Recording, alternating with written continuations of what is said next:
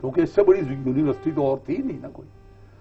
تو لیکن آج کے زمانے میں جو ہے، ہر زمانے میں غریب آدمی رہا، آج بھی ہے، ان کی اکثریت ہے. اب وہ لکھے پڑھے نہیں ہوتے، ان کو بتانا، ان کو ڈھب پہ لانا، یہ علماء کا کام ہے.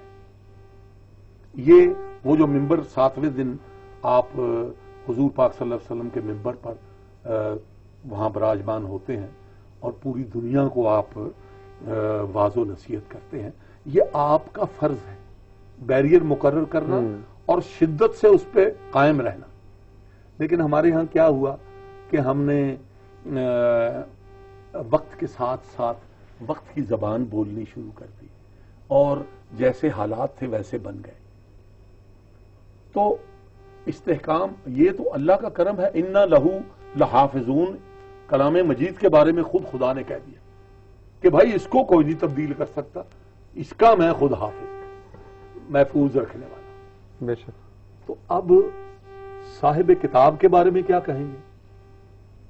کتاب کے بارے میں اللہ تعالیٰ نے یہ کہہ دیا تو جس پر اتری ہے، جس پر نازل ہوئی ہے. قرآن پاک خود یہ ارشاد فرماتا ہے کہ اللہ تعالیٰ نے اسے پہاڑ پر نازل کرنا چاہا تو اس نے کہا نہیں جناب، زمین نے انکار کر دیا. آسمان و زمین کے درمیان جتنی شے ہیں ان سب نے انہوں نے کہا نہیں، یہ بار ہم نہیں اٹھا سکتے. تو وہ بار پھر حضرت انسان نے اٹھایا. اور کلام مجید کا بار کہ اس میں اگر کسی پہاڑ پر نازل ہو جاتا تو پہاڑ ریزہ ریزہ تو میرے آقا کے قلب اطہر پر نازل ہوا. تو اللہ تعالیٰ نے آپ کو وہ حیثیت، وہ مرتبہ، وہ عظمت عطا فرمائی تھی کہ اس قرآن مجید کی تپش کو آپ نے سرد کیا، اسے جذب کیا اور میرے اور آپ کے پڑھنے کے لیے اور عمل کرنے کے لیے اسے میرے لیے نافع بنا دیا. یعنی کہ وہ بنیادی طور پہ ایک بنیادی جو جہالت ہے یا کم علمی ہے اس کی وجہ سے. اچھا سر جی یہ بتائیں کہ ٹھیک ہے، نعت خوانی میں موسیقی کا استعمال آپ کے خیال میں مناسب نہیں، جائز نہیں، لیکن ایک اچھا نعت خواں ہونے کے لیے موسیقی میں آپ کی بات بڑی ہو، مجھے یہاں حضور کی حدیث یاد آئی. سبحان اللہ. ایک شادی برپا ہے اور اس میں روایتی انداز سے عورتیں اور بچیاں اور لڑکیاں گا بجا رہی ہیں. اتنے میں حضرت عمر رضی اللہ تعالی عنہ کے ساتھ حضور پاک صلی اللہ علیہ وسلم تشریف لے آئے. شور مچ گیا کہ نبی مکرم صلی اللہ علیہ وسلم تشریف لائے ہیں اور ساتھ عمر ہے. اب جناب وہاں یہ عالم تھا کہ سانپ سونگ گیا. اچھی بھلی وہ تقریب تھی اور وہاں گا بجا رہے تھے، ناچ کر رہے تھے، رقص کر رہے تھے عورتیں. تو وہ ایک دم پن ڈراپ سائلنس ہو. حضور پاک صلی اللہ علیہ وسلم جب تشریف لائے، رحمت للعالمین، سبحان اللہ، آپ تشریف لائے تو آپ نے دیکھا کہ پن ڈراپ سائلنس ہو گیا. تو آپ ڈرانے کے لیے تو آئے نہیں تھے، آپ تو رحمت للعالمین تھے. آپ نے حضرت عمر رضی اللہ تعالی عنہ کا ہاتھ مضبوطی سے پکڑ لیا اور ان میں سے ایک کو بلایا جو جھانک رہی تھی. اسے کہا تم یہ کیا؟ انہوں نے کہا حضور ہماری تقریب ہے چھوٹی سی، ہم گا بجا رہے تھے. ان کا ذرا کیا تم گا رہی تھی، ذرا گاؤ. تو انہوں نے دھیرے دھیرے وہ شروع کر دیا. اب حضور پاک صلی اللہ علیہ وسلم نے حضرت عمر کا ہاتھ مضبوطی سے پکڑا ہوا ہے اور اشارہ کیا، عمر آؤ چلے. وہاں سے وہ اپنا انہوں نے شروع کیا تو حضور پاک صلی اللہ علیہ وسلم چل دیے. آگے جا کے کیا فرماتے ہیں حضرت عمر کو رضی اللہ تعالیٰ عنہ، عمر تمہارے سائے سے شیطان بھی بھاگتا.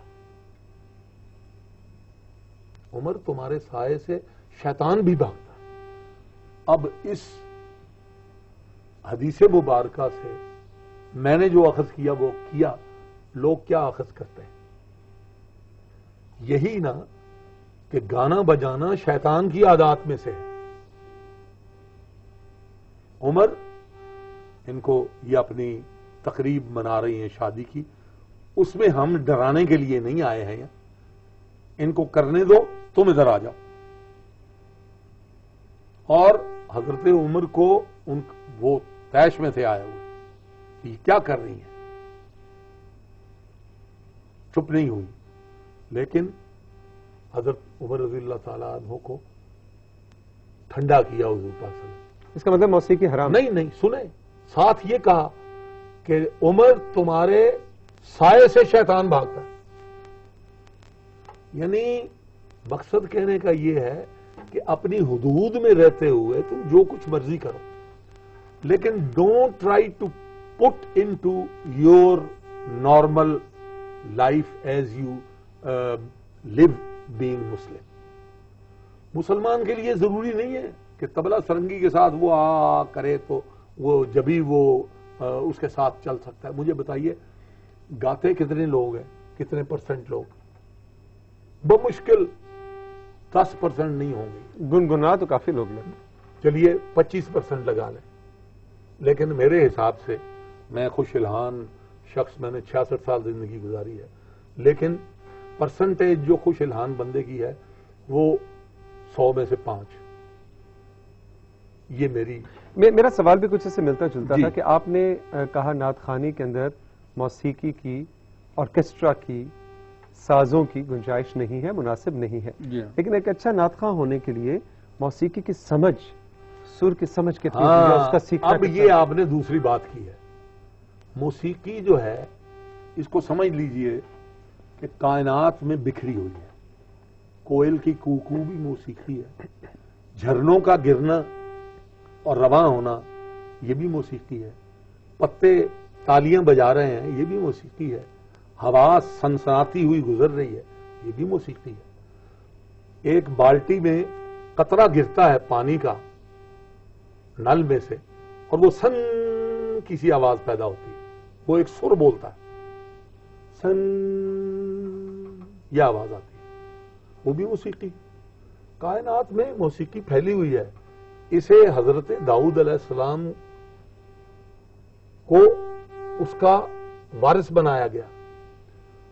اسرافیل علیہ السلام کو ان سے سور جو ہے وہ پھنکوایا گیا کائنات شروع کرنے سے پہلے. یہ موسیقی رب سے واصل کرنے کا ذریعہ ہے. یہ علم جو ہے، علم کی بات کر رہا ہوں. لیکن اس میں علماء نے کیوں اسے منع کیا کہ یہ آگے جو آج کل ہم حال موسیقی کا اور یہ ڈرامے جو آپ اور ڈانس دیکھتے ہیں، جو حال ہم نے موسیقی کا کیا ہے، اس لیے علماء نے اسے نپ دا ایول ان دا بڈ، اسے ابھی ختم کر دو. اچھا، یعنی کہ وہ جس فارم میں، وہ جس طرف لے کے گئی، نیگیٹو فارم میں نہ چلی جائے. مقصد لیکن بنیادی طور پہ سر کے علم کو سیکھنا اور گانا آپ کے خیال میں وہ اگر تلاوت کلام مجید کے لیے ہو، حضور پاک صلی اللہ علیہ وسلم کی نعت کے لیے ہو، اذان دینے کے لیے ہو، ملی نغمہ سنانے کے لیے ہو تو جائز. آپ نے بھی فلم کے لیے گایا؟ نہیں، میں نے نہیں. محمد اعظم چشتی صاحب نے انہوں نے کہا ایک نعت، انہوں نے نعت پڑھی تھی ایک فلم. تو آپ نے ویسے کبھی گانا یا میوزک کا اپنی جوانی میں تو شوق؟ میں نے کلاسیکی موسیقی سیکھی ہے باقاعدہ، میں نے استاد پکڑا. اور سلامت علی خان، یہ جو شام 84 والے ہیں، میں ان کا شاگرد ہوا. نیاز حسین شامی صاحب میرے استاد تھے. اچھا، میں نے ان سے تعلیم حاصل کی. لیکن ان سے میں نے یہ کہا کہ میں نے حضور کی نعت پڑھنی ہے. یہ جو فلمی طرزوں پہ لوگ پڑھتے ہیں، ان سے بچنے کے لیے میں اپنی نعت کی طرز خود بنانا چاہتا ہوں. مجھے ایسا ملکہ عطا ہو جائے کہ میں اپنی نعت کی دھن خود بنا سکوں. پھر آپ نے موسیقی سیکھی؟ پھر میں نے سیکھی موسیقی، اور موسیقی میں وہ چیزیں سیکھی جو نعت سے متعلق تھی، مجھے کام آ سکتی تھی. اس کے بعد پھر میں نے خیر بات کہہ دی. آج کل نوجوان جو ہیں وہ کلام کی سلیکشن میں، کلام پہ میں اس لیے دوبارہ جانا چاہوں گا کہ شروع میں ایک اور حوالے سے آپ نے یہ بات کی تھی لیکن ہے بہت اہم، کہ جو کلام ہے اس کا انتخاب، ظاہر ہے پھر وہی بات کہ پڑھا لکھا معاشرہ اس طرح سے نہیں ہے، کم علمی ہے. کیا اس سلسلے میں کیا کیا جائے؟ ظاہر ہے کوئی سینسر بورڈ تو آپ بٹھا نہیں سکتے. پاکستان میں فلم ریلیز ہونے کے لیے تو سینسر بورڈ ہے،